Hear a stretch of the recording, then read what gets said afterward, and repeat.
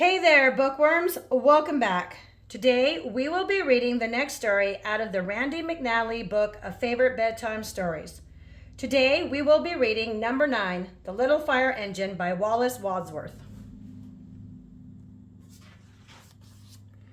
Number 9 was a fire engine in a big city, but he was a little fire engine and not new anymore. And so the larger, newer engines had crowded him out of one big engine house after another. At last he came to stay in a little engine house way out on the edge of the city. Old Jeff, number 9's driver, went there with him. Old Jeff was one of the best firemen in all the city.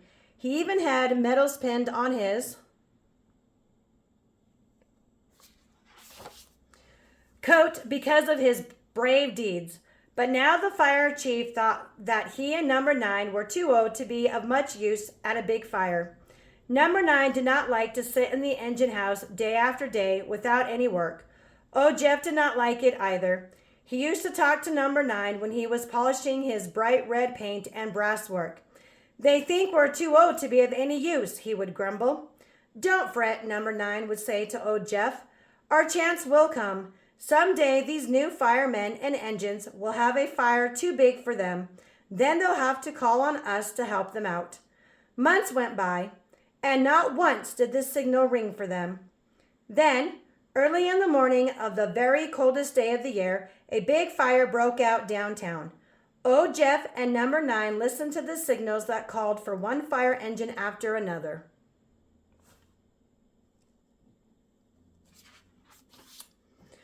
"Will they call us this time, number 9? Old Jeff said. "They think we're too old to be of any use at a big fire. Perhaps they'll forget all about us again." But this time, number 9 felt sure, clear down to the middle of his motor, that he and old Jeff would be called. "No, old Jeff," he said, "they won't forget us this time. This fire is too big for those young firemen and new engines to handle by themselves. They'll have to call out us old-timers." Just then the signal rang again. It was for them. Number 9 was right. He and old Jeff were going to the big fire. Whee! Old Jeff sprang into his seat. The broad doors of the little engine house swung open, and number 9 dashed out. He went so fast that the other firemen who rode on him hardly had time to put on their helmets and rubber coats and swing aboard.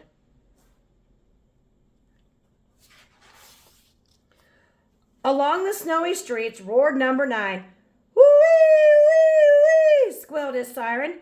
"Get out of the way! Out of the way! We're going to the big fire! Woo-wee, wee-wee!" When they got downtown, old Jeff could see the clouds of smoke rolling up from the burning buildings. "It's a good thing we're coming," old Jeff said to number 9. "Do your best now, number 9. Soon they passed the fire lines, where policemen were holding the people back so that the firemen would have plenty of room to work. Number 9 rolled up close to the burning buildings. "The worst of the fire is in the Smith's building," old Jeff said. "These new firemen don't know how to fight a big fire. They've forgotten all about the hydrant in the alley behind the Smith building." Just then the fire chief ran up. "You here, old Jeff?" he cried. "All here, both old Jeff and number 9, old Jeff called back.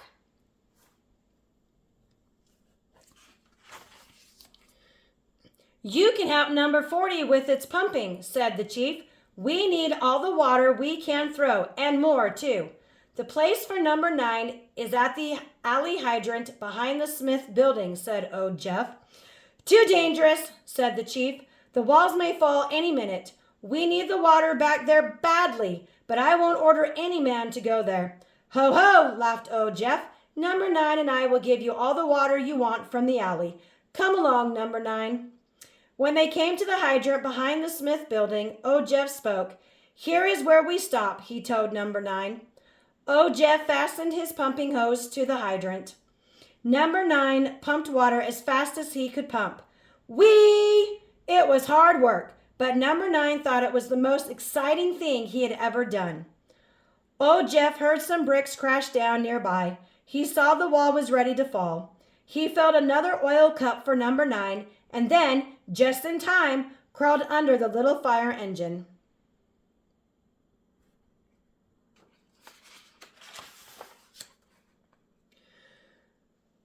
With a mighty crash, the wall fell. Part of it fell on number 9.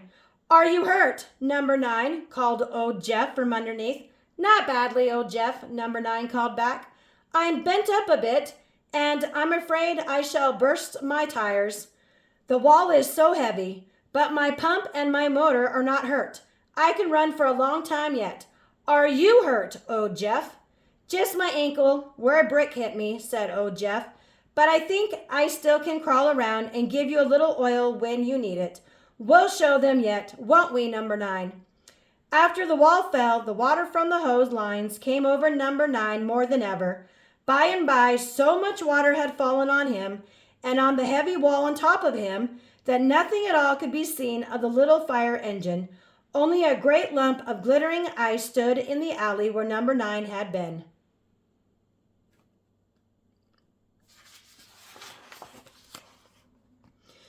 After a long while, the firemen had poured so much water on the flames that the fire was not a big one anymore, only a middle-sized one. Soon it was not a middle-sized fire, only a small one. And then, at last, the fire chief had time to think about old Jeff and number 9. He ran down the alley to the back of the Smith building. There he saw the great lump of glittering ice.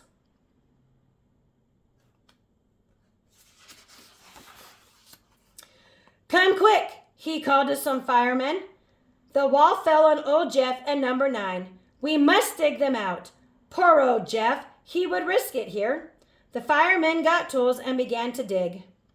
In a little while, one of them said to the chief, "Do you hear that sound coming from under the ice and bricks?" The chief listened. "Why, it's old number 9, still pumping away," he cried. "Hooray, boys! Perhaps old Jeff is all right, too." The firemen dug harder than ever. At last they came upon old Jeff. He was crawling under the ice and broken wall, giving number 9 another drink of oil. The chief was proud of old Jeff and number 9. The people of the city, too, were proud of old Jeff and number 9. They pinned another medal on old Jeff, and they gave number 9